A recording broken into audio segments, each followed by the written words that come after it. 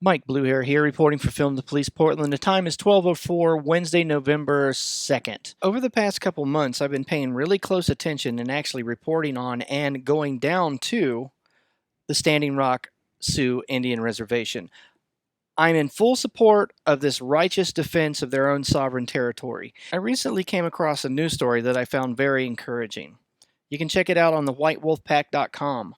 The story goes, anonymous donor pays $2.5 million to release everyone arrested at the Dakota Access Pipeline. Awesome news, but that got me thinking about, well, practically everybody's favorite subject, money. So that got me thinking about looking for other fundraising campaigns generating money for this righteous cause. So if you have a look at sacredstonecamp.org, you can click on their legal defense tab right there. It's the green button in the center. So they have a fundraiser, Sacred Stone Legal Defense Fund. They've raised $1,262,306. Considering the Standing Rock Sioux tribe, as well as more than 100 other nations and tribes, are all banding together to fight the federal government and these multi-billion-dollar oil conglomerates, that's not a whole lot of money. But if you go back to Sacred Stone Camp's main site and scroll underneath the Legal Defense Fund, you'll find another general fund. That fund has raised $1,335,756. Still not a whole lot considering the enemy they're fighting. So, comparatively speaking to other groups resisting government tyranny, other protest groups, I have to say, are different than what's going on here, all right? This is righteous defense of sovereign territory according to Article 6 of the U.S. Constitution. This is about a dispute over unceded treaty land. I don't think a lot of people get that, but this is not a protest. This is a sovereign nation eliciting allies from other sovereign nations to defend themselves against greedy, soulless, warmongery corporations. These oil barons are coming in and using the U.S. government, using the sheriff's department, using the state of North Dakota to attack sovereign territory. That's the difference here, not a protest. So this is a war chest for them to defend themselves with.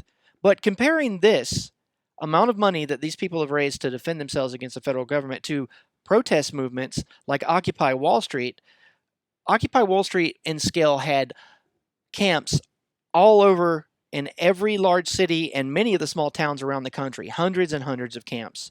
The mother camp, of course, was in Zuccotti Park in New York City.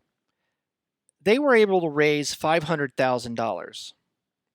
So comparing the Dakota Access Pipeline with the amount of money that was raised by all the Occupy movements, it pales in comparison. Shall we continue? Let's look at another fundraising campaign by the Red Owl Legal Collective. They've raised almost $40,000 in 4 days. Let's have a look at Red Warrior Camp's Legal Defense Fund. They're one of the larger camps that's inside Osheti-Sakowing Camp. I'm pretty sure I'm butchering that pronunciation, but their Legal Defense Fund has raised $106,796. And if you bop over to Red Warrior Camp's official GoFundMe, you'll see another $148,167. I guess that's for their general fund or operations or whatever.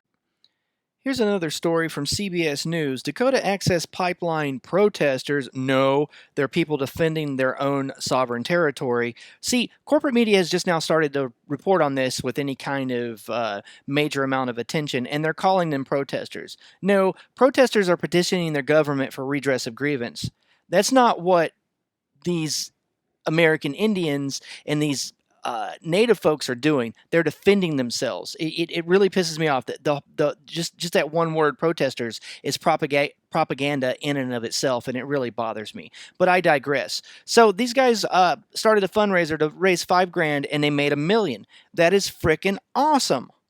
Okay, so compared to other groups that have resisted tyranny on this kind of scale, okay, there is resources here. So my advice, what I would do, spend your resources wisely, people out there in the Dakota Access Pipeline. I just read a story that breaks my heart that talked about one of your horses being killed by less than lethal munitions. Well, guess what? You can buy plastic face shields and nose protection, plexiglass that's used for riots to protect your horses. They can't pepper spray your horse in the eye, and a less lethal won't hit them in the head if you outfit them with this. I also saw in the very same news story that your horse's legs are being wounded by less lethal weapons. Well, guess what? You can buy lower leg protection for your horses. Check out this link I found on eBay. You can buy bundles of 3 gas masks and filters for $200. Very economical. I want people to understand something. I'm not saying fight with the police. I'm not saying physically resist. I'm not saying attack the riot cops. But I am saying that there is no law saying that you have to breathe in chemical weapons. There is no law saying you have to be shot by less lethal munitions and just stand there and take it. Be safe, stay away from the police, and don't allow yourself to be hurt.